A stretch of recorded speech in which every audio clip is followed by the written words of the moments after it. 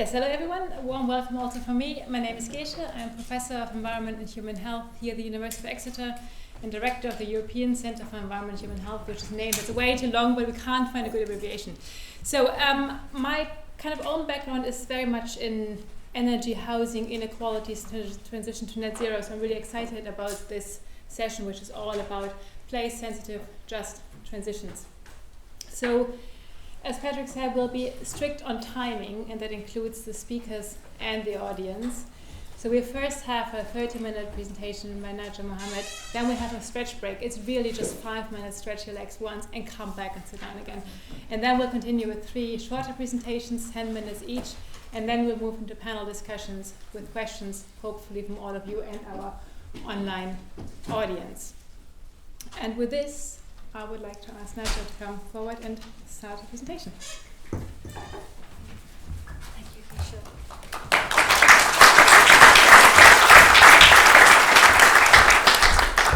So good afternoon, everyone, and thank you very much for the invitation. It has been an early start to the assembly for me. I feel I've been talking since quite early, so feels like I'm home. It's always a joy to be in a university environment. I think it attests to very happy years in my life. But I did take a step out of the university into the sort of practitioner space quite a long time ago, and I hope that through the presentation today I can share with you some of the failings, some of the learnings of that experience, and it's a real pleasure to talk about an area that I've that I care quite deeply about, as you all come to hear. So 2 places, very different parts of the world, but with the same mission. These are 2 images of what is called a Climate Innovation Hub. The one from my home country, South Africa, the Innovation Hub, and the other, the Climate Technology Park, just outside of Dhaka city in Bangladesh.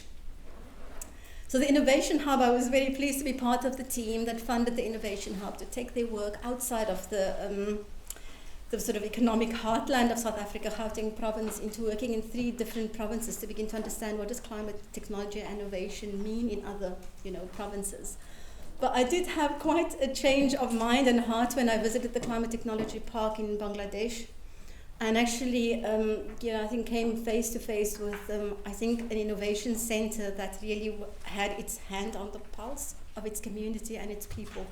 And you could see the type of innovations, they were adapted, they were changed, they were made more cost effective for community uptake, and they had taken the program at the center much further by having cohorts multiple times a year to actually come to this was truly not only, I think, a technology park, but I think a climate and people technology park. And it made me think very carefully, and I hope to illustrate that throughout the session today, how important it is to have not only place but people, context, specific just transition interventions. So this looks very text heavy, but I will pick on, and I will leave all of this behind for anyone who wants to read about it, but there's some salient points in here. I'll talk a little bit about, in the first part, about where the concept comes from, how it's landed in the policy environment internationally and at many country and subnational level. But what I'd really like to talk to you about 5 really stories of change that I've been sometimes part of implementing, sometimes part of the observation, and some of the learnings that can be taken from there, which I hope will be relevant. I'm going to invite you to go far in the world with me, and I promise we'll end up back in the UK at some point.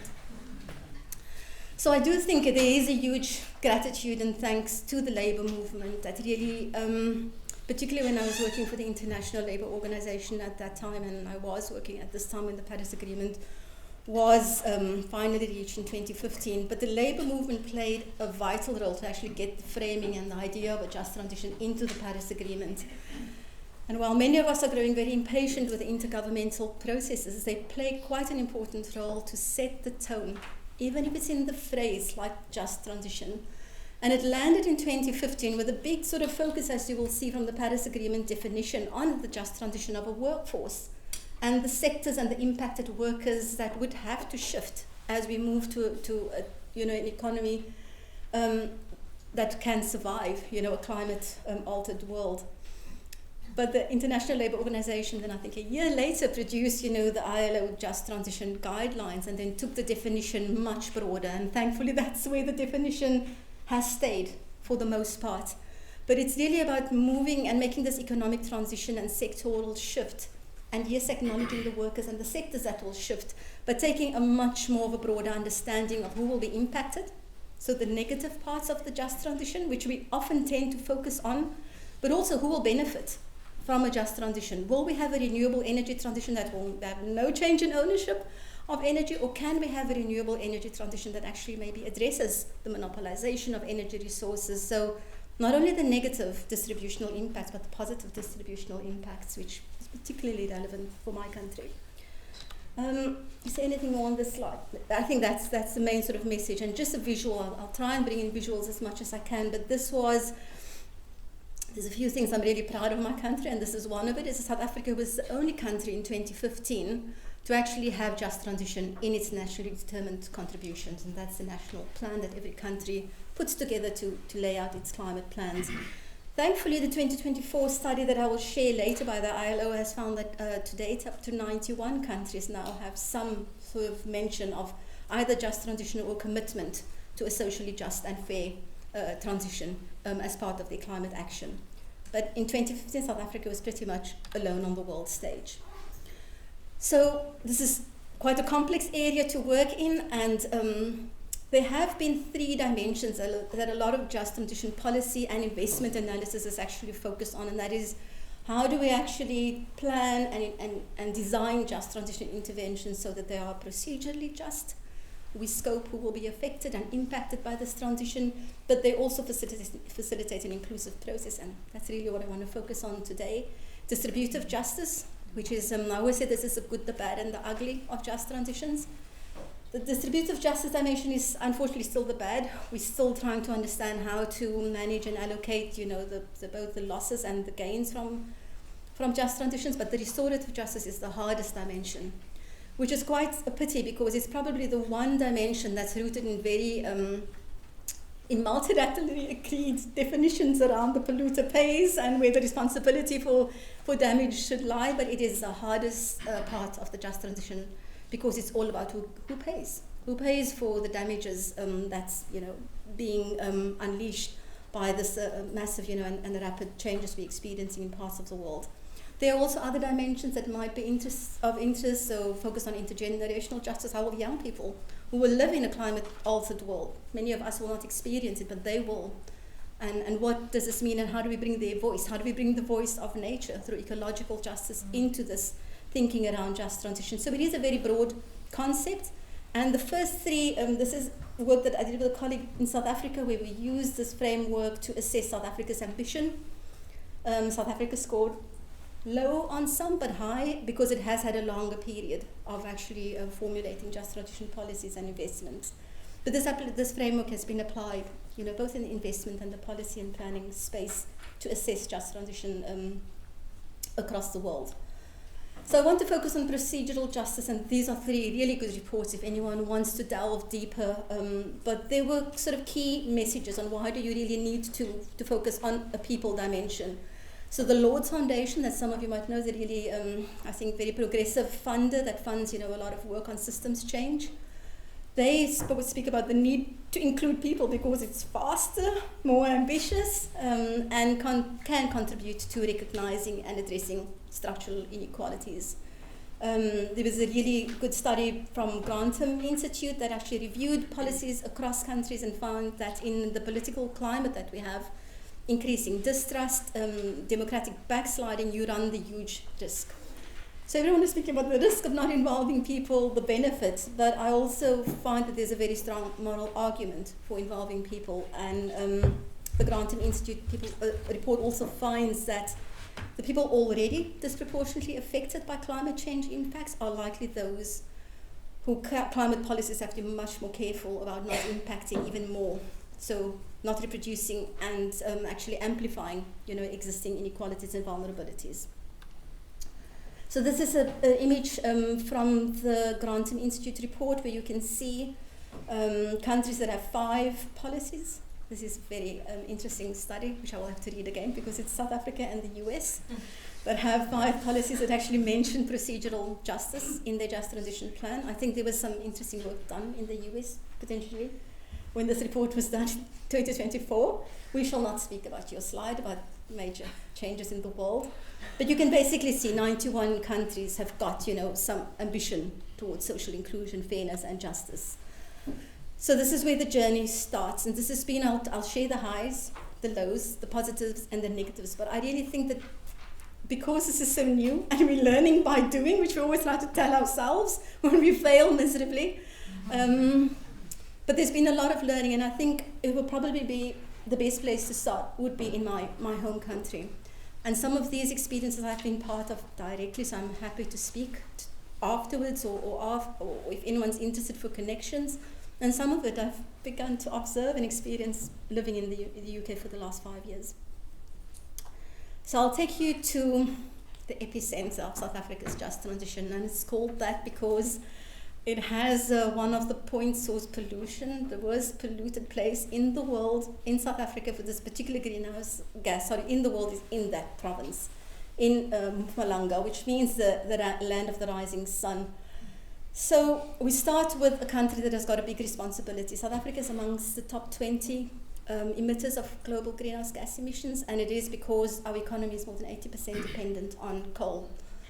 It is a long tradition of stretching now almost close to 150 years, with a lot of jobs, towns, industries linked to the mining industry. It's estimated that 2.5 million people livelihoods will be affected by a shift. South African government has committed to a shift from its energy mix and has landed lots of money to support the country to do that. Some of you might have heard of the Just Energy Transition Plans. South Africa is one of the first countries that received $1 billion investment to support its energy transition. And this is the part of the world where 80% of that money and work will need to be done. I don't know if 80% of the money will go there, but that's where 80% of the coal production is actually based. It has huge implications: community destabilization, loss of jobs, sometimes lack of alternatives for other industries that could take the place of the mining jobs. So it's not an easy conversation. People have a sense of attachment. I think very often we look at coal miners or fisher folk as, the problem, as we were speaking of it in the last night, but they are people that are, trying to make a living. And yes, we do have the knowledge and the understanding that these industries are harmful and damaging to us as a whole. But it's not fair to them or the communities or the towns or the regions that have built up, around these industries to basically pull the mat out from under them and tell them, survive on your own now. So they are going to be the focal points and the locus for a lot of the finance and the investment. There has been a lot of good efforts.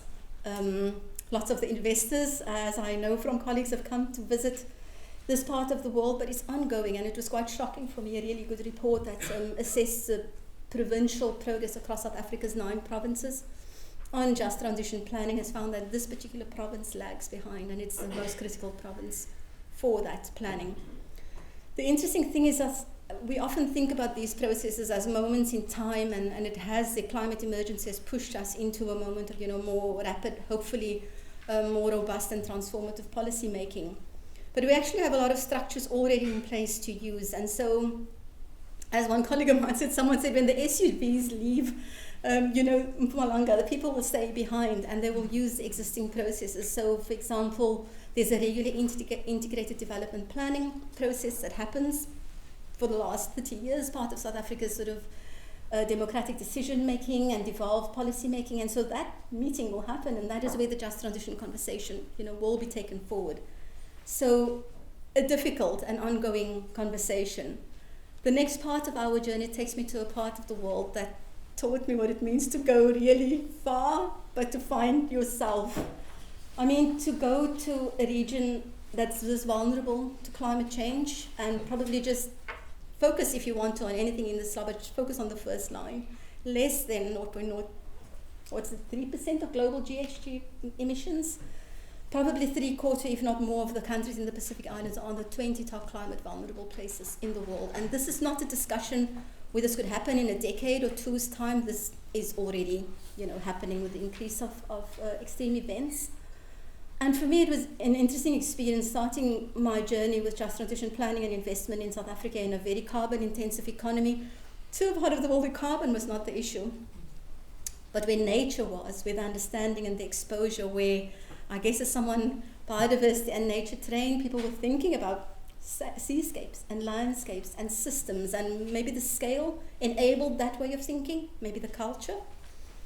But I was also, and I hope the researchers will appreciate that, invited to not be the knowledge broker or the facilitator, but to be a participant. And so through a process of storytelling and engagement around the wins, the successes, the fears and the losses and the grief that those communities are facing of a very existential risk, we were all invited. I was convinced that we were never going to produce what we needed to by the end of the 5 days, because I had to take something back to the ILO, back to the COP in Katowice in Poland, and I thought like, oh, I'm going to fail miserably at this, because the 2-3 days was a point of human connection, which we often miss when we do the sort of, the research science, and we're the knowledge brokers, and we bring the knowledge and evidence, and we work with a fantastic research, regional research center in the Pacific called SPREP, which is a Pacific sort of regional environment program.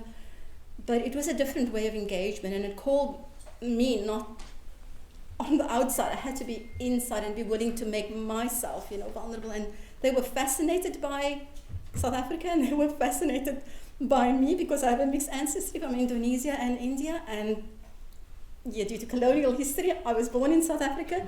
But that was the first thing they asked me, not where are you from, what are you working on, what's the situation like in your country. It was a very different way of connection. As I have to, in the back of my mind, I have to deliver a Pacific action plan for the just transition, and it's midweek through a 5-day trip, and I'm jet lagged. I'm not going to be able to do this. I think I didn't have dinner for 4 nights. I slept at 6 p.m. every night. But it was, we reached a plan that had renewable energy and that had an energy transition, because yes, and they do need energy, but it was a Pacific Island just transition plan, which was rooted in resilience, was rooted in the issues that were really important for a just transition in the Pacific, like water and food security. And it was a big learning lesson for me as a professional, as a researcher. And thankfully, my second research job, I worked with an anthropologist on an oral history project, so I knew when to keep quiet and when to just listen, and to not make it about me or what I needed to produce, because this was their lives and this was their communities and their place, and I was basically invited, in. So I needed to let go in a way that's not easy. The third sort of lesson, so the Pacific one, I think taught me a lot about, the fact that the agenda is not only an energy agenda, it could be an adaptation, it can be a nature agenda.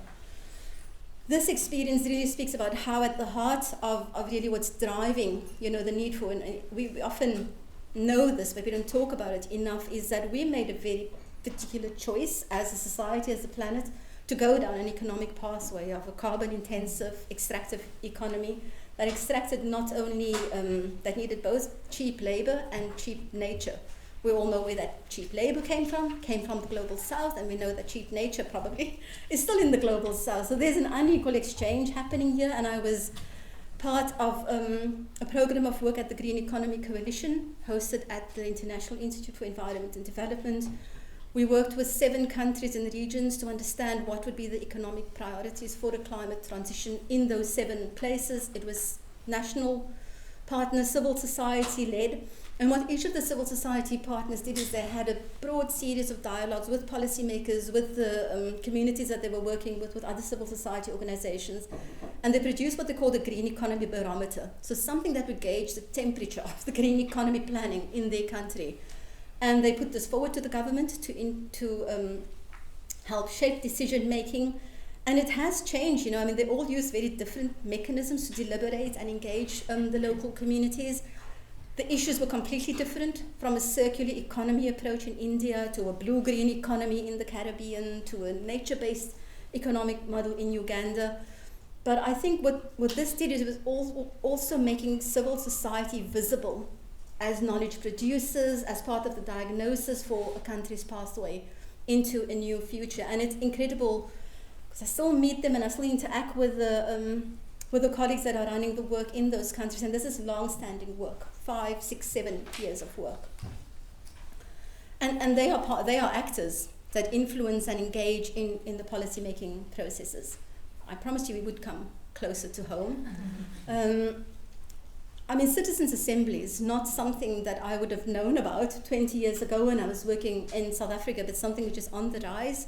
I think it's very particular for the political fabric and the sort of structure within the UK and Europe, but it's becoming one of the most powerful mechanisms to understand and engage, citizen perspectives and to help shape, policies and visions. And there's a really fantastic work, I think, done by, I think this paper was led by Lancaster University, but really reviewed citizens' juries and assemblies in the UK and found that they really provided knowledge to policymakers. They were useful to bring citizens' perspectives and lived experience and priorities into the process. They encouraged policy action on net zero because they gave, here's a public mandate and a need for a net zero transition. And very interestingly, they help build trust, which I will come back to right at the end, because probably those of you who follow the sort of fraying and destroyed trust we have in the world at the moment, in the multilateral and in many political processes, know that this is not easily gained and can be lost, quite quickly. And this can dissipate, if you can see that you are making your part of deliberative process, but they're going nowhere. That can be very frustrating and disappointing and disheartening, which means you might not get that participation, going forward. But this was the interesting finding, which is worrying, is that there are no clear cases of the climate assemblies actually increasing policy ambition. And this should be of big concern. I mean, I spoke to colleagues that participated in the climate assembly in France, which was instituted by the French government following the Yellow Vest protest, because they knew that they could not go forward with the planned policy measures if there wasn't social support and uptake. And the policymakers said to me the policy proposals were too radical. And the community members said to me that, at least 20% needed to be taken up for us to feel that there was any serious investment by the government, in this process. So that is quite concerning. I do think, this is such a beautiful visual, and I think it sort of underlies the fact that people's agendas, is everything from retrofitting homes to energy to more open spaces to, what was interesting for me to see was the net zero agenda was very much connected to an agenda of place, of what people were experiencing in terms of nature. And I do hope that going forward that the UK does not lose what I think was a very courageous, and I think hopefully Brazil will take on where the UK perhaps couldn't succeed, was to connect the climate and nature agendas, because people don't experience these crises in isolation, as we would very much see from the Pacific experience. And I do think that this illustration indicates, that nature, is quite important. Which brings me to the last case, which was I was overjoyed to see the UK's People's Plan for Nature, because nature and biodiversity is an area that I'm working on at the moment, trying to connect the nature and climate agenda. So both these sort of processes, one in Ireland and one in the UK, that actually illustrates how people feel about nature, which is quite interesting for me, because I think the UK ranks in probably one of the most transformed natural environments in the world. And yet you can still see nature. People still feel nature, and they still feel the importance of it in their lives. Often if I compare South Africa with the UK, and it's a different nature, it's different colours, different landscapes and environments, but the connection between people and nature, it's there. And I thought that this was started with the sort of online survey, and then preceded by the sortition process of a representative group of 103 people that had formulated this People's Plan for Nature. The one I really loved, because I think it brings in an often neglected voice in our policymaking process, was bringing in young people and children's voices into the policymaking process. And they've just produced their impact report. And a lot of the young people have said that this cannot be one-off. They want to take these proposals forward. They want support from, to advocate for the recommendations and the changes that they wanted. And I mean, their plan is a really beautiful, very simple plan, but it was all about connection. It was showing that we understand, the dependence. But the big finding is, how do we take this forward? So I have got 10 sort of principles and learnings that I hope would be of relevance and important to the work that you're delivering. But it is the importance that I think just transition, all these procedural justice mechanisms and the process point to the need that we need a transformation of our governance systems where people are not outside. They're not excluded. They're not the victims of policy making, but they're part. Public policy making sort of put public back into the policy making process, and there have been places where they are more part of the enduring process of the governance system. I think the importance of really context-relevant and well-resourced institutional mechanisms, to make sure that these can become part of already, existing institutions. And I think, Patrick, you and I were talking about participatory budgeting in Indonesia, which is compulsory for the 114, subnational decision-making structures in Indonesia. You don't need, entire new funding cycle, but embed, this decision-making into existing. The importance of multi-stakeholder diagnosis. You would never know unless you engage, that wider stakeholder. Sector-level policy action can be a lever for money and for policy change, as we've seen with the energy transitions and just energy transitions work. But always think that is a broader story that we're trying to reimagine and rewrite. We often sometimes, and I'll speak about this in my 10th sort of idea as well, is that I do agree that the local is where, the big change is happening, but very often that very local context is not separate or from really difficult and oppressive global and regional systems and forces, and so to not always try and balance that local with a multi-level decision making, else you sort of have a fantastically transformative local transition plan and it's not workable because you have a regional policy structure fighting against what you want to do. So to make sure that there is that coherence and that support. It's really hard, but I think probably all of us have some scientific background and we know that the world is not flat. We've seen it's not flat. And yet we enter into the world with the idea that everything is just going to be, taken up as if, hundreds of years of histories and forces haven't shaped the social system in the same way that forces have shaped the natural world. And so it is going in with that understanding of history and context and how that persists and shapes. I think I've already said this, beyond net zero, think about, adaptation and all the other priorities that countries, might have. The institutional framework, I think the citizen and climate assemblies are wonderful institutional frameworks, but they don't work in every context and they won't suit every, policy making or decision making context. Big learning is to shift away from impacted workers and sectors and actually move towards a more societal understanding of what a just transition means. And this last point was just to reinforce that the people, place, power sensitive analysis is really important. But don't forget that local can be constrained and shaped and actually really face oppressive global systems. So to manage that in the absence. So I do have a final question, which I hope at the panel session of our discussion today we can delve into. And there was a common ingredient in all 5 cases that I didn't speak about, but where I think there has, not in any of those single cases, was there not a very strong connection with the research community, either through civil society or through the universities and academic institutions in all those 5 case studies that I've shared with you. So what would be the role for this research and action and academic practitioner network, such as Access, to actually advance the understanding, the analysis, but also the processes and the mechanisms? And so I would offer that, there's an opportunity for knowledge brokering, there's an opportunity for building the bridges between disciplines and bringing the understanding for the complex socio-ecological problems that we face.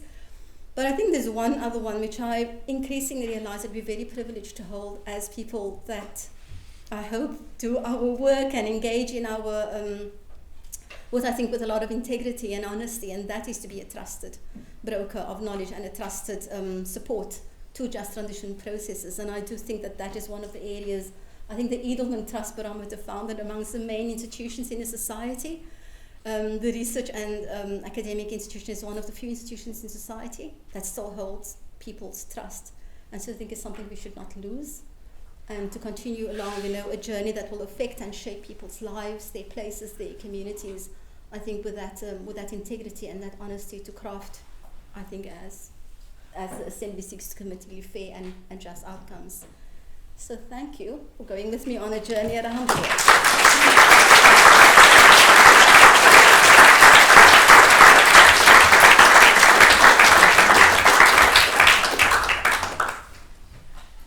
Great, thank you so much for a fantastic presentation, Najma. That was great to take this trip around the world, but also for you to share your principles. And I'm sure many of us have learned a lot from that and taken notes. And the first one is by Greg Marsden from the University of Leeds.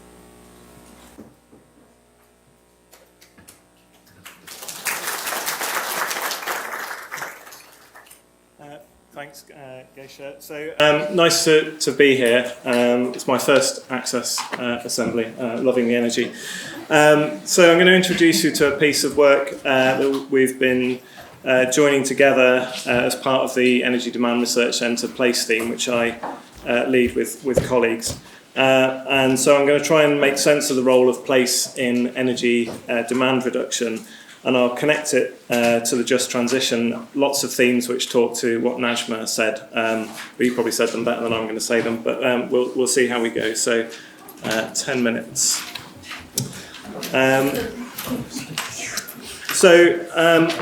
I'm motivated in my work by understanding policy framings. And as this quote from Howlett et al. Suggests, how problems are recognised shapes whether or not they're dealt with, so whether they're dealt with at all. And so how does policy recognise energy demand as part of our route into this? Well, first of all, a lot of it is through scalar politics. So it's about local authority or combined authority or region. It's about the scales that Najma was talking about. But actually, it's about the competences and funding between different scales. And then, of course, there's the sectoral logics, which were also mentioned. So how does the energy sector get regulated, or water, or railways? How do we think about industrial clusters, and so on? So it's not that space doesn't appear anywhere in any of these. It just doesn't start from a logic of place. And what's the implication of that? And how does it manifest? Well, essentially, we often find place treated as a kind of explanatory variable. So the chart that you can see on the left there is the slightly improbable Committee on Climate Change uptake curve for heat pumps. And what happens then? So Roger's diffusion of innovations framework gets rolled out. So we start to talk about local authorities as innovators or early adopters, and we bring in at the other end the language of laggards. And you start to see maps being produced like the one on the right there, which show the rate of adoption of any particular thing in different areas. And we get into postcode lottery language. And this to me is about pace rather than about place. There are reasons why everywhere isn't progressing well. It's not an even lottery that we're all taking part in. And so I don't think this logic is particularly helpful in moving forward. It certainly shuts off a lot of the things which Access is interested in thinking about. So I work with Elizabeth Shove. Many of you will be aware of her work for more than 10 years, and her work situates energy demand as something which is used to accomplish social practices. It's part of those social practices. And I think it's incredibly important here.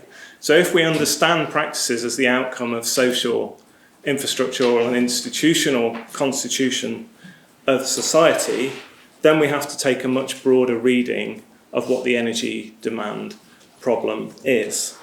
And we need to take a more relational approach, because practices aren't the property of a single location, and they're not bounded by government administrative scales. So they have flows, they have histories, and they have trajectories, and we need to think about how we incorporate that in our policy thinking. So we're inspired by several authors, one of them here in the room. Some of you have collaborated, I know, with some of these other authors who look at the socio-relational aspects of place, which come through from that framework. So how people place themselves, how they negotiate, share and learn, how knowledge moves through society, how they synchronise, what places mean to people. And none of that can exist on a blank canvas. It's all connected to these historic processes and provisioning, inequality and privilege and injustice. So that's a critical part of the framework, but it's not a simple people-place dichotomy. So Massey writes about the interrelationship between relationality and territoriality. And given the emphasis on scalar politics that we have, certainly in the UK, I find the territorial relationality really underdeveloped, and I think partly because of the difficult questions that it asks, some of which Najma touched on in her talk. So this side of place requires acknowledging interdependence and connectedness across the administrative boundaries that people tend to be working within. So even things like the commuter town, the holiday resort, they're all identified relative to other places. Labour in one place is dependent on consumption in the other. These places are connected in complex ways.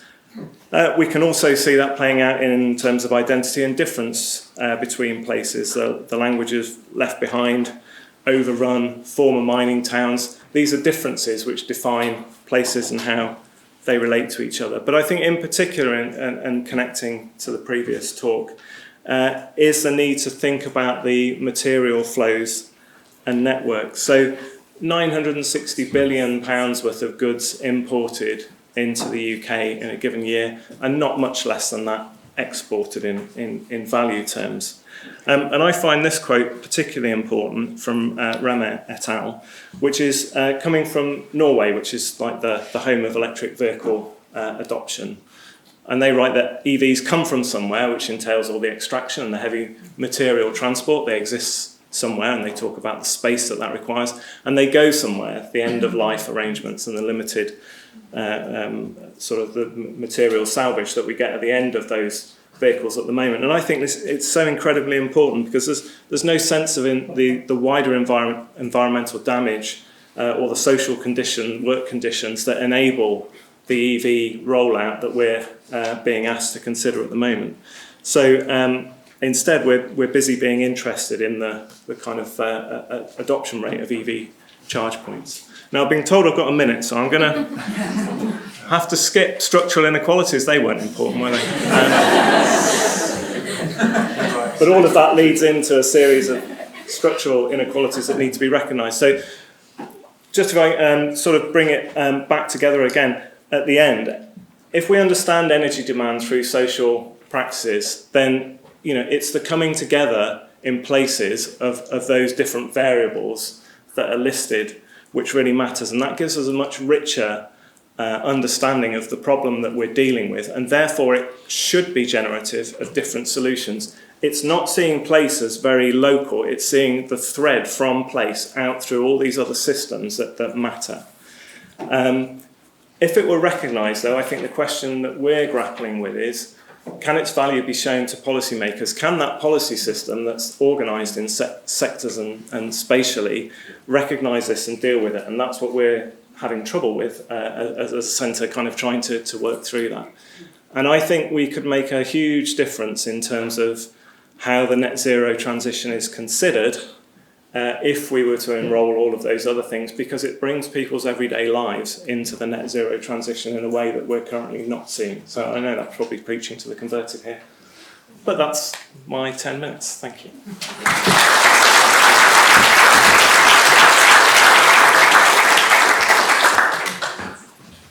Super, thank you so much, Greg, and sorry we didn't get to the structural inequalities. We'll pick it up in the discussion.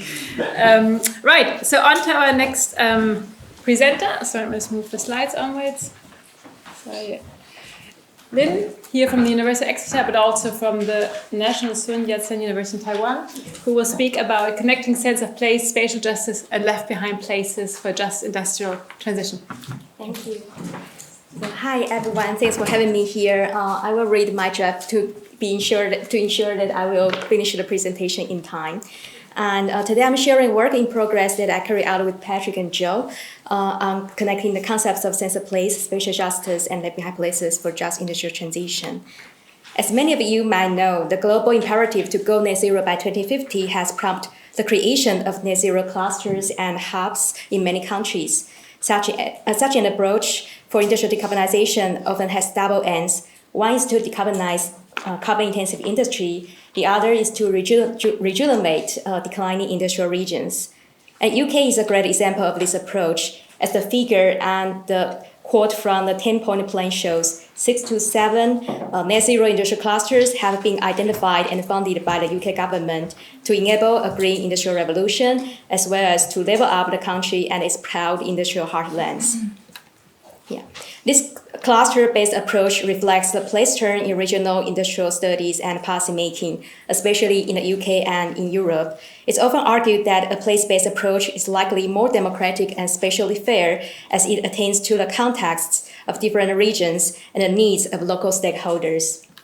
However, 3 interrelated gaps can be identified in current practices, which could hinder this leveling up and democratic potentials.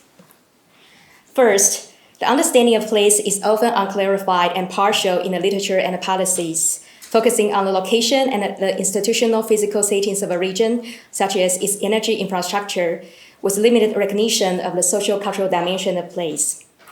Second, while the need to boost regional economy and industrial development is highlighted, little discussion is given about how to distribute the economic benefits to people and areas most in need within the region. Third, local communities are often marginalized in a plan for remaking industrial places, where place change is seen to be enacted by the government and the industry. These 3 gaps could hinder a just industrial transition in recognitional, distributive, and procedural terms. Okay. So what to do about this? To address these gaps, we call for a shift toward an ontology that sees the deployment of ID technologies as acts of placemaking. We draw inspirations from 3 emerging literatures. First, social science research on energy and a sense of place, including the branding of spatial areas and the lived experiences and place attachment of local communities. Second, just transition studies that highlight the role of spatial justice and a sense of place. Third, studies on left-behind places, which highlight sense of place of local communities, such as feelings of unfairness and discontent. These 3 lines of studies have shared many useful insights, but are not yet well connected. Our work will connect them to inform just industrial transitions, especially in economically lagging behind places nearby industrial sites. And we draw empirical evidence from 3 industrial towns in Scotland, England, and Wales. All of them are home to key projects of a net zero industrial cluster and share several features of so-called left-behind places, such as struggling town center, discarded landmark buildings and disappearing social infrastructure, neighborhoods with poverty and local budget cuts. With these literatures and cases, we try to develop a sense of place-informed approach to just industrial transitions. And this approach is also an outcome of 2 projects I conducted with Patrick and Joe and colleagues from Sussex, Manchester, and Leeds. One about net zero sense of place, the other about place-based just transition, whose information can be found via the QR codes. In the following, I will introduce the 6 justice-related place elements drawn from these 2 projects and link them with studies on left-behind places and spatial justice to address the research gaps identified earlier. To address the gap in social-cultural dimension of place, we highlight the element of encouraging pride in place, as people in left-behind places often suffer from low self-worth and place stigmatization, while holding strong place attachment that can be mobilized to rebuild social infrastructure. The focus of this element is to unpack under what conditions local people's sense of place could be improved by the ID projects. As this quote shows, they should go beyond the marketing rhetoric about pride in the industrial past and involve tangible investment in local communities from industry who can see themselves as part of the community. This element can contribute to recognition justice by taking into account place-based experiences, identities, and place attachment. Another element that helps improve recognition justice is recognizing place changes and the industry's role in the making and the remaking the place. This involves recognizing past, existing, and future impacts of industrial activities on these places and local lives, be they social, economic, and environment, positive, negative, or mixed. The focus is to understand what symbolic and material changes ID could bring to the place to improve local satisfaction and experiences with the place. As this quote shows, ID has the potential to bring positive change to a place, improving its reputation and people's identification with it. The question is how it can be delivered to create a better place, not only for the industry, but also for the communities.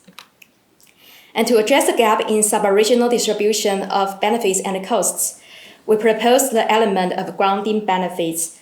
This element is particularly important for left-behind places trapped in the vicious circle of poverty, declining public services, and shrinking life opportunities. How to channel the benefits of ID to these communities and to address their local needs and restore their community capacity in a sustained manner will be key for fulfilling the leveling up promise. This element could also help avoid increasing the sense of discontent among local people, as shown in this quote, and contributed to redistributive justice by supporting local communities in things that matter to them. Another element regarding distributive justice is to see what challenges and opportunities are in the ID process in rebuilding trust and reciprocal relationship between industry and the host communities. People in left-behind places often feel being neglected by government who favors industry. As this quote shows, they see industry as growingly separated from local development and well-being, which could lead to a sense of embitterment and a distrust of government and industry. Hence, as the second quote suggests, distributive justice also requires building a more balanced allocation of power between communities, industry, and government. To address the gap in democratic policy making, we propose the element of unlocking local knowledge, including the knowledge about unmet social needs and solutions from a local perspective, so as to facilitate mutual learning of diverse forms of knowledge in decision making. This element is key to procedural justice, as it takes local communities as equal partners and experts of the place, in line with a collaborative approach, whereby reducing a sense of being down to, often felt by local communities, as this quote suggests. The last element, finally, engaging place visions, is also key to procedural justice, as it takes into account the alternative imaginations of local development and local people's right and agency in co-defining the future of their place. This could help integrate ID plans and visions with local place visions, which, as this quote shows, do not always match. This mismatch could create a sense of irrelevance, negligence, and skepticism among local communities toward ID plans and stakeholders. To conclude, we argue that engaging sense of place held by host community is vital to fulfill the democratic and leveling up potential of place-based approach for ID, and to support the delivery of a just low-carbon transition in declining industrial places. We also have foregrounded the key role of sense of place in bridging academic discussions on just transition, spatial justice, and the behind places that deserve more exploration and policy attention. I don't know how much time do I have. Oh, sorry. So I'll just give you this one. But anyway, I'm applying this approach to Taiwan, which is a totally different context, which doesn't adopt a place-based approach. So if you are interested in this case, you can come to me after the break. Thank you.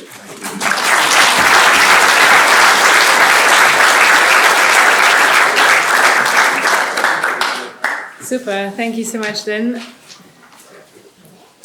Okay, on to our final speaker of this session, Sherilyn, who is Professor of Environment Politics at the University of Manchester. Yeah. And how do I use which is the button? So here's your chair. You can click forward with this one here. I think I can actually stand. So remove the chair again. Okay. This one? Sorry, this one here. Yes, just there. Okay, great. Go back and forward. Right. Right. Hi, everyone. I think it's amazing how similar and what a great sort of like a bunch of talks these are going to be, because they're very similar in a lot of the themes. So I'm actually going to step back and ask the questions. Why do we want to know about a place-sensitive approach? And how would we take a place-sensitive approach? Why do we want to know? And for me, this is really important, thinking about the fundamental motivation into why we would be taking place-sensitive approaches to just transition research. And this presentation is going to refer to the new center that has just started at the University of Manchester with four of the universities, called the Just Center, which has started in February. And we don't actually have any research to report yet. So instead of talking about that, I'm going to draw on the research that we've been doing that really has informed the vision of the Just Center. The Just Center, just to sort of give you a sense, is we've presented it as a research center that is going to be doing place-based research in the north of England. And the ethos there is to move away from individual behavior change approach, which can often be aspatial and post-political, and move towards a more an approach that would be building community capacity for a sustainable transformation. So thinking about a more holistic understanding of transformation. But as I said, the vision has very much been informed by the work that I and colleagues at the Sustainable Consumption Institute at the University of Manchester have been doing. One of my colleagues is in the audience, Dr. Nafisa Ali. And we've been working for the past sort of 5 or so years in a neighborhood in Manchester called Moss Side. And these photos will help you to ground my presentation in the place. Moss Side is an underserved area in Manchester. It's a very low income place. It's a very diverse place. The majority of the residents are people of color who've come from global majority countries of the global south and have a migration background. And over the last few years, we've come to know the place very well, know the residents, understand their concerns.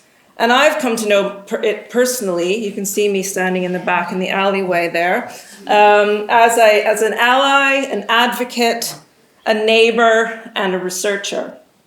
And these pictures are what motivated me to start researching in Moss Side, communities coming together to clean up their alleys, plant plants, learn to support each other.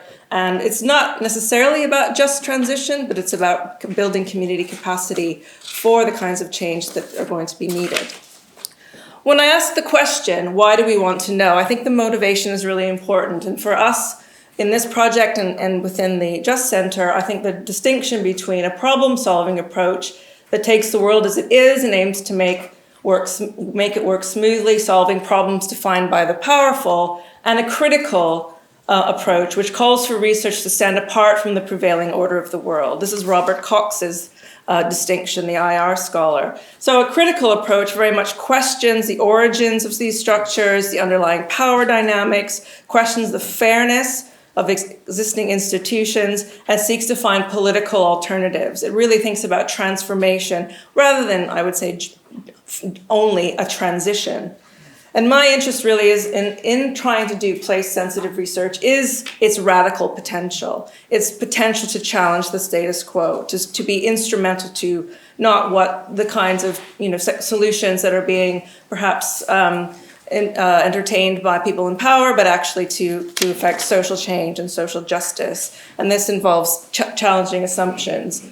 It very much maps on to perhaps a weak and a strong sustainability distinction that people have made. So rather than trying to just improve technical solutions and reform the economy and so forth, to really try to get to the fundamental structural inequalities and problems that drive sustainability in the first place. And we've tried over the years to include communities, in the people in Moss Side, to think about these issues. When we go door to door, do community focus groups, community events, and co-produce a report, Talking Rubbish in Moss Side, we've learned the main concern for people in the area is not climate change or carbon emissions, but rubbish in the streets. And over a time of talking with them, we find answers like, if local council can't keep our streets clean, what hope for the climate? If the University of Manchester, an award-winning university, can't teach its students how to respect our neighborhoods, what hope for the next generation? So the research gives voice to those concerns. It also challenges stereotypes about the area, that people in the area don't care, aren't engaged with the environment, and it really pushes back against behavior change ideology that says that people just need to learn how to be green in order to change their amount of consumption and waste. I could tell you a lot more about this. The report's online if you want to have a look. The key takeaway from our research, particularly from people who have engaged with us, is to say that we need to think about who are the people presenting these discussions about just transition. For people that we engaged with in Manchester, it's very much a white movement that has positioned people of color as hard to reach and needing to be educated. So before engaging with communities from diverse backgrounds in just transition processes, a lot of repair and reframing needs to happen. So this is just a quote. I can't read it, I don't have time, but certainly from this person's perspective, go to an environmental meeting, there are only white and middle class people, and it's very clear to him from this quote that there's a very little interest in local authorities in engaging communities of color. We had how much time do I have? 1 minute. Okay, so I can't tell you about Mango's Meat and Motors, but it's a very fun example. We did a World Cafe right when COP was happening a couple of years ago. We asked people in the room to reflect on some key issues around meat consumption, single-use plastic, the kinds of things that the Curry Mile in Manchester is very well known for. And we asked them questions about how they engage with questions about the climate, not just the climate in terms of the climate change, the global climate, but the social climate on the Curry Mile, the fact that most of the people who go there, who live around there, are living in a climate of xenophobia, anti-Muslim racism, anti-Black racism, anti-immigration sentiment. And so that climate very much affects their view of politics in the city.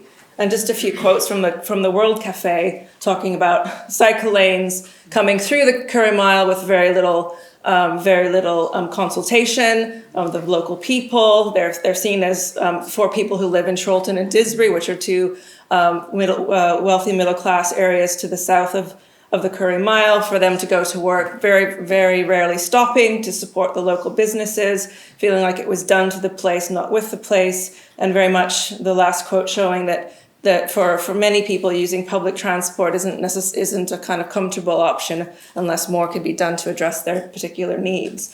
So the key takeaways in 1 minute, keywords and insights from this research, and many of the points have been raised by other speakers, so we can possibly come back to them in conversation. But for the key words for me is that an intersectional approach to thinking about place-based research anyway is important. So understanding the different axes of social inequality, class, race, gender, ability, sexuality, migration background, and so forth is really important to avoid homogenizing people in communities and homogenizing places. We have to start from an analysis of distribution of resources and power structures. We have to build relationships and trust. And as I said before, this might be restorative, reparative.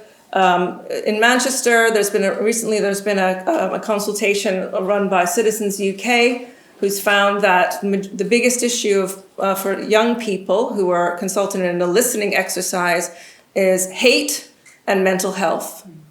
Climate didn't come up.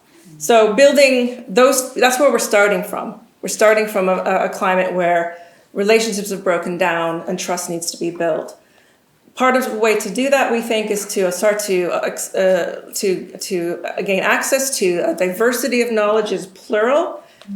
Many different knowledges coming from many different parts of the world. People who have moved from the global majority countries in the global south, who've lived with climate emergency for decades, have a lot of knowledge on how to adapt, how to live, how to be resilient, and how, in many ways, use resources extremely frugally and extremely in green ways, even though they may not call it green, which is why language is important. Finding language that resonates, finding messages that resonate, translating our work into the languages that people understand. And finally, we're writing about this in a book about the project, and we think that it's really important thinking about the translocational aspect of place. And people who've moved from countries of the global south are never only living in Manchester, they also still live, in their minds at least, and their hearts, somewhere else. So place, what do we mean by place? Place can be where we're standing or where we wish we were. I think I should stop there. Thanks.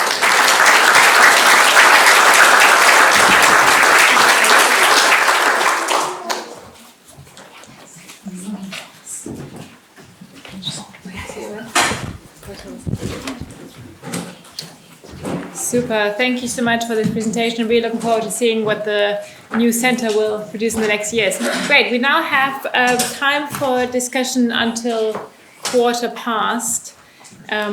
I think according to schedule I had a few minutes for some reflections as well, but I might actually skip that just to make sure we have enough time for audience questions.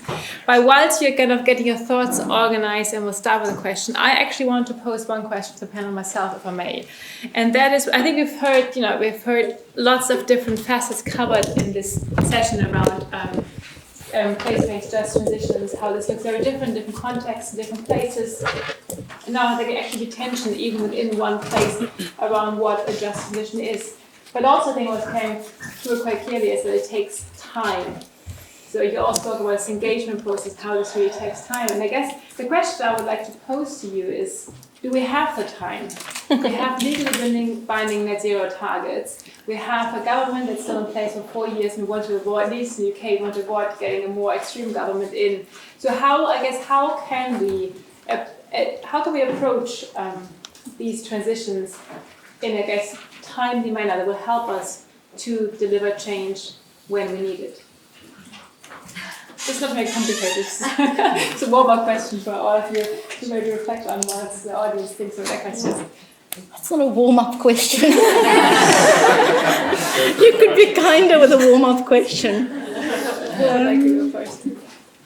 Maybe I can go first. Yes, please. Okay, thank you for this very important and interesting question. I think I can approach the question of time from 2 dimensions. The first one is, like you mentioned, we need to accelerate, but we also need to make the process inclusive. So I think there are already lots of research about that. And from the perspective of sense of place, it seems that if you neglect the local people's feelings about place and their perceptions of this decarbonization projects, you actually will end up more time and waste in negotiation or responding to resistance. So in Mandarin, we have a saying said, 欲速则不达, meaning that you want to go very fast, but you end up taking more time than usual. So yeah, I think this is kind of a tricky question. Yeah, and another thing I want to mention about time that I don't have an answer to it right now is when we talk about just transition, and we saw that restorative justice is very important. So historical injustice is also need to be addressed in the process.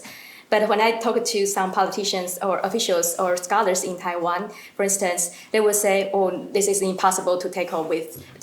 And if we want to engage with historical injustice, then they will require lots of resources and time, and it will make it too complicated to get everyone on board. The government and the industry won't be interested in just transition anymore. So this is another time dimension that I found very difficult to tackle with. So I would also like to hear other people's thinking about this. Thank you. I think it's a really important question at the moment. We've just seen Scotland move its commitments back for 2030, remove its commitment to its traffic reduction target. Nottingham is going to be net zero by 2028, if you believe that. Leeds by 2030. So in a sense, the use of time and a sense of emergency I think is actually going to be problematic, because it's going to provide a massive disconnect between what people are experiencing and what we're saying we want to do. So I think a sense of building trust and authenticity in the process is actually what will enable things to move quicker. Thank you. Right. Over to the audience. Any questions? Please keep it short, and please keep the questions rather than comments, because we only have 20 minutes. I think the first microphone goes around. And I think the first question was just behind you. Thank you so much. Mine actually follows on really nicely from your question, Gesche, which is, so I'm from the Climate Change Committee, so we advise central government, and I'm their social researcher, and I'm totally sold on everything you say. However, we get 10 top recommendations for government each year. So, we have things like phase-out dates, because that's kind of, that progressive thing. We've got things like making electricity cheaper, because that reduces barriers. What would be a recommendation to central government that you would like us to consider? That's getting easier here. Who would like to pick that one up first? I think my activist origins are going to come out here, but I think it's nothing for us without us. Just transition shouldn't be done to people, but with people. I think one of us said that. So I do think the importance of actually putting that public back into policy making. I mean, I think initiatives like climate change committees that are playing quite important independent roles across the world, really important. So it's wonderful to have someone from a committee like that at a conference like this. I think that would be my one. You cannot do this without, if it's going to be the transformative shift that we need, and not an incremental tinkering of a system that's driving the crisis, you will have to make sure that people are going to go along with it. Yeah, and to take the example of the zero emission vehicle mandate, which in many respects is a sign of a commitment of a direction of travel around which things can be planned. But I've got a PhD student who's been working with various communities trying to understand what that policy means to them. And essentially, if you're already part of the economic system where you've got a good job and you've got access to a company car with a benefit in kind taxation, and you've got a detached house, and you've got your solar panels, and you've got your octopus tariff, this is great for you. But what about all those other communities that don't have that? So we don't think about the breadth of circumstances in which the policy is going to be delivered. We don't think about phase out and what it's going to mean to be the last 20% of the population who are on fossil fuel vehicles and what that might mean to different types of communities. So I don't think there's anything wrong with setting out some parameters for the ambition, but I think, like you say, it's about the process of how do we then translate that into action. I think that's where things are really missing. Right, thank you. Drew, do we have any questions online? Not yet. Not yet. Okay, let's stay in the room. I think you had the hand first. Thanks. Thank you for your presentation. Yeah, it's clear. If you could introduce yourself as well, maybe. That's briefly. David Representative from the University of Cambridge. So it's clear that a common thread across space-sensitive research and transitions is the question of meaning, i.e. which kind of meaning people, individuals and communities associate with nature or the place they live in. So I wonder if any of you can break this a little bit down for us in terms of your experience of working with the communities and how, as a researcher or as a practitioner, you take that on board, the question of meaning. Thank you. I would just say that for our participants, meaning comes from attachment and ties to home and other places that are undergoing much more severe climate breakdown than here. So thinking about that and from the local to the global provides a lot of meaning. And faith is a very strong source of meaning and purpose, particularly for people who live as Muslims and Islam as a way of life. And I think those are two, migration experience and faith are two very important and possibly often under-considered sources of meaning in this debate. I could probably add to that. What is interesting for me is when you try and understand meaning, you've got to create space for multiple values. And as you've highlighted one, but I think we are living in a society where one particular value and understanding and meaning making dominates in terms of a very particular sort of purpose of life, but there are other visions and ways to make sense of value and purpose. And I think often when I was speaking about the Pacific experience, either I don't know if it was the scale or the beliefs or the value system of the people that I engaged with that actually had the system's thinking so intrinsic to the way that they articulated their experience. And it could probably have been a multiple, influence of their values, beliefs, and the scale and the lived experience of experiencing a system, not one particular dimension of that environment. I think the lady who waited was next, and then we go into the middle here. Thank you, Rebecca Sandon from the University of Exeter. Thank you for such thought-provoking talks. I just wondered, is it important as well to not sort of valorise place as or communities as with a sense of consensus in terms of approaches to the future? I just wondered if your research has come across any ways of addressing conflict or contestation around vision to the future. I could take that one. I can take that one. I mean, I come from a place of contestation, but I think trust and that space for contestation was so hard fought for in South Africa that we will never let it go. So we treasure the fact that we have that space after many years of not having it. I think it takes a lot of creating space for that very diverse values and understanding and multi-stakeholder perspectives to be brought forward. But I think it's often you need very skilled facilitation, deliberation, and conflict resolution skills, and trying to reach towards the consensus and trying to find the bigger values and the places of collaboration that can take it forward. Else you can stay stuck there and not move forward. And what you particularly don't want is to have the way forward to be dictated by an external value system or an external process when it's that place and that system that will have to live with it. But it does require, I think, for the facilitators of these just transition processes to have that skill to negotiate those moments when you cannot reach consensus easily.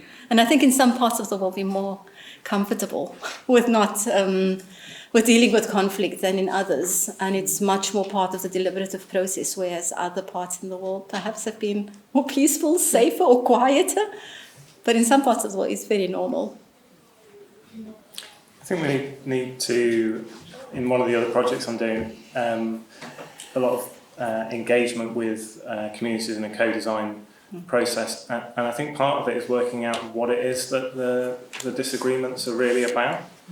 Are they about the solution that's on the table, or are they about the values, what people really want for their places? And I think if we understand that better, then that can help us to move forward. But I think we've struggled in transport in basically pushing through consensus. I mean, it's interesting, if enough people say that cycle lane down the Curry Mile is a good thing, even if they don't live there, then we'll go with that. And if we can demonstrate that more people are benefiting than are losing, then we can go with that. Actually, I think we ought to build the agonism into the process a little bit more and just sit with it a bit longer, I suppose. Maybe that doesn't help in planning processes where people don't have any resources. But Thank you. Any question in the middle here first?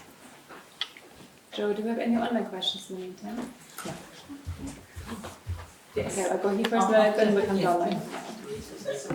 Thank you very much for your awesome presentations. I was going to ask a question about conditions needed for radical transformation and how you sit with that in transitions. However, you mentioned things about time and pace and scale and external value systems. So I thought of another question. The transitions or transformations towards meeting climate and nature-based challenges, you're often hearing about policy mechanisms and other approaches to channel more private investments into driving these solutions from millions to trillions. You've got, governments worldwide really focusing on this at the moment, saying don't have enough money. The logics that's dictated by fast-paced return on investment, underlying, metrics, units of carbon that can be measured, scaled, evaluated over time, perhaps don't lend themselves well to more relational, embedded, place-based, slower, radical, transformative approaches.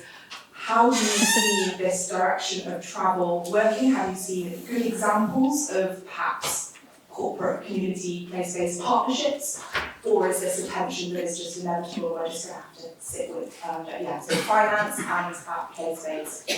What's the challenge?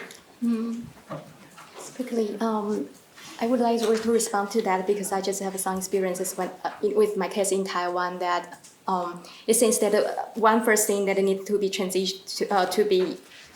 to be present for radical transformation is the institutional transition, the culture of the institute, the government policy making, etc. Because sometimes I talk to some scholars who are commissioned by government to lay out the plan. They will say, internalize the rules of the government agencies and industry, and they will just say, they will they will just be the first one who censored, this will work, this won't work, this will work. So somehow, people will just go to the conventional way of doing things, even though are doing something about transition, but they did it in a very untransitional way. And I think this is very problematic, and it is in the context of Taiwan. But I think it's probably better here. Yeah, so thank you. You want to go first, Craig? Or I was going to say, might be a bit controversial. I do feel the financing, is it a financializable proposition is really dominating thinking, but actually there isn't a shortage of money in transport. We spent £2 billion not building HS2 from Birmingham to Manchester, £100 billion on that, but we spend £140 billion a year on just owning, maintaining and insuring cars, not moving them. That's every year as individuals. Because we don't believe there's an alternative system out there that could work for us. That is so much money. For some people, they can't afford to go on holiday for a week, because they feel they need to have access to a car. We could do things differently. There is the potential to do things differently, but it's kind of like the narrative is, no, I'm sorry, we're stuck in this system. So, yeah. Great, thank you. We'll go online first for a question, and then we'll pick those. Okay. Yeah, can we have a mic down here, please? Thank you.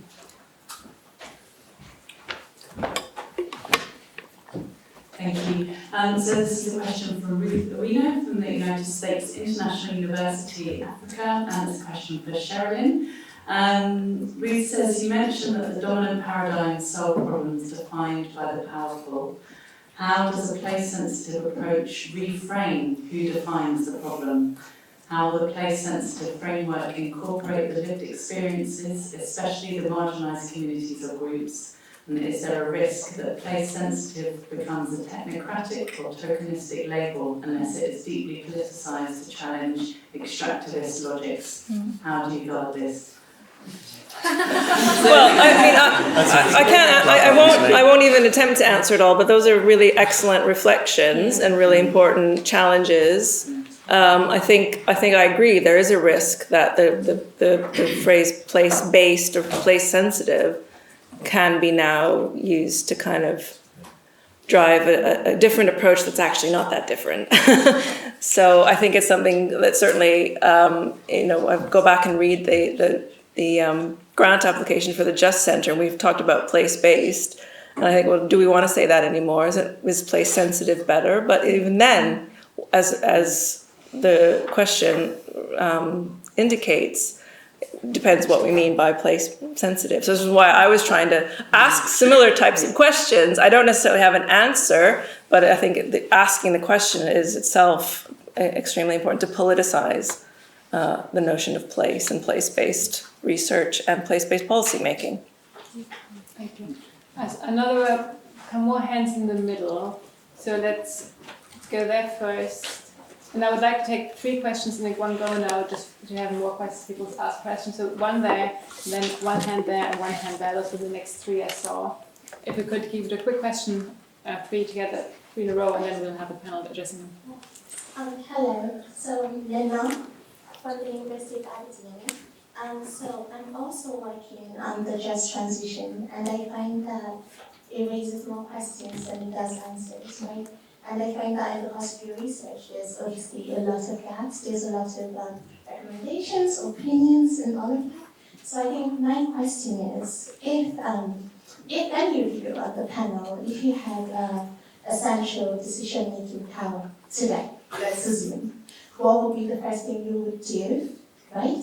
that would ensure this outcome that is place sensitive and like relationally, spatially just. So if you could do something today, right? So if we put ourselves in a decision-making position, what would you do today that would spiral into justice? Right, thank you. Let's take the next 2 questions, then we'll get the point. Someone was here. One was there. Hi there, Clive Mitchell from Leeds Scott. You've all mentioned power relations in one way or another. I had a question about how you manage those within a decision deliberative making process. I can see it's relatively easy to do that when you're concerned with the people in the room, but some of the most important people in terms of influencing decision making won't be in the room. Why would they bother if they have all the power? Yeah, just wondering how you manage those dynamics. I'm going to take one more question. Hi, I'm Natalie from the Institution of Environmental Sciences. So I'm coming from kind of an environmental science background. But how can we support environmental practitioners in shifting from a problem-solving approach, given the scale and urgency of the need for environmental action, to this critical approach that you talked about, that can actually support that transformative action and deliver multiple benefits for people and the environment? Thanks. Super. Thank you. Right, who wants to make a start? In the remaining 2.5 minutes. Yeah, I mean, I'd love to start on the one on power. I mean, I think that I think the challenge is when we see it as a one-off process, and you would remember the UK, the recent paper that assessed UK citizen juries and assemblies actually found that what was missing was the ambition and the oversight and accountability role. And I think that's missing from our political decision-making processes. As you said, there are people who are in the room who actually have the power to make a decision, but they need to be held account for that decision. And we often don't take the process to its logical, conclusion, which means it doesn't end with the climate assembly, it starts. So I think it is, taking these deliberative process into the decision-making and the policy-making process. I think how to take environmental sciences into the more from the solutions. And I work in a team that works on nature-based solutions with lots of environmental scientists, and I'm the critical researcher that entered that space. And I think we do have a social science hub at our organization. We try and sensitize colleagues to the analytical approaches and the context-specific understanding and the political and economic forces that have shaped the places that we're working in. And I think that's a start, to be able to make sure that your analysis of the problem is enhanced by a good historical and power understanding. And then hopefully that will shape the kind of solutions and outcomes that you produce. What would I do today if I had the decision-making? For place and context, I think that people need to connect with place and with nature in a different way, to create space for those, multiple values around nature. It's not just, the instrumental value. We know increasingly that nature gives us so much more, than the water, the food, the sort of services that we get from nature. It offers us a sense of connection as a community. We spoke about the spiritual values that attach to it, and there's a huge disconnect between people and nature, and I think that can take us a long way to connecting with place and having multiple meanings define how we understand that place and the future that we want for that place. Any other thoughts from our panel on these questions, especially the last one around the first thing to do, but then we really have to wrap up. 20 seconds each. I would say we've got to provide tools to practitioners to enable them to bring these other knowledges that Sherilyn was talking about into their processes. We've got to give people the courage to let go a little bit of where we've come from. Any other very short They're very challenging questions. I think two things. One is to continue to gather evidence of the co-benefits of decarbonization and social justice, that they can go together, and the more stories we have and positive messages we can tell about how it doesn't have to be either or, that they actually can be pursued simultaneously, the better. And this will hopefully address some of the growing backlash and resistance that we see across particularly left behind places. And the final thing is I'm aware of some very, we talk about deliberative processes like citizens' juries, but I was just made aware of a process that Citizens UK has undergone in Manchester, for example, of asking power holders, 200 power holders, to come and listen to the needs of communities and get into the habit of officially listening. And maybe that would be an interesting thing to look into further. I think it's all of them are very difficult questions. So in terms of the first thing I would do if I have the power, maybe I would set up a kind of mechanism and channel investment or resources to local government or maybe some local-based organizations with someone who can in charge of collecting local needs and opinions, and also ensure that the community engagement started from the very beginning till the end. So like will not be just kind of one event. It will be a process, and they will have resources and to carry it out, and also connect with local organizations who are already doing something similar things. So collect all this knowledge available there, and also in the process, kind of ensure that the power relations between different stakeholders will be in a more even it will be more balanced. And regarding to the question about environmental scientists, I think maybe environmental scientists can also work with the local communities, because local people would like to know about their environment, and they also have their natural knowledges. So maybe citizen scientists can be a form to force kind of cooperation between them. Perfect. Thank you so much. I'm afraid we'll have to stop here, but hopefully we can use the coffee break to continue this conversation. And thank you so much to our amazing panel for this awesome.